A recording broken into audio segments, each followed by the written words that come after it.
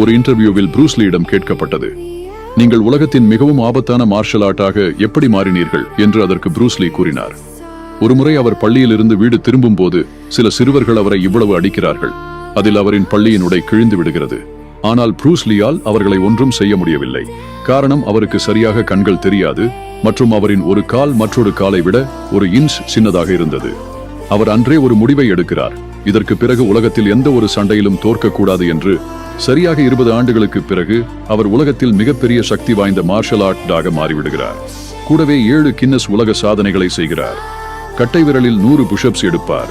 ஒரு நாளில் 5000 பஞ்சஸ் செய்வார். 2 விரல்களில் 200 புஷ்அப்ஸ் எடுப்பார். அதற்கு பிறகு பிரசுலி உலகத்தில் எந்த சண்டையிலும் தோற்கவில்லை. This was the power of thinking. எந்த ஒரு விஷயத்தையும் முழு மனதோடு செய்தீர்கள் என்றால் சாதிக்க முடியும் என்பதை ப்ரூஸ்லி கூறுகிறார். ப்ரூஸ்லி பற்றி நீங்கள் என்ன நினைக்கிறீர்கள் என்பதை கமெண்டில் கூறுங்கள்.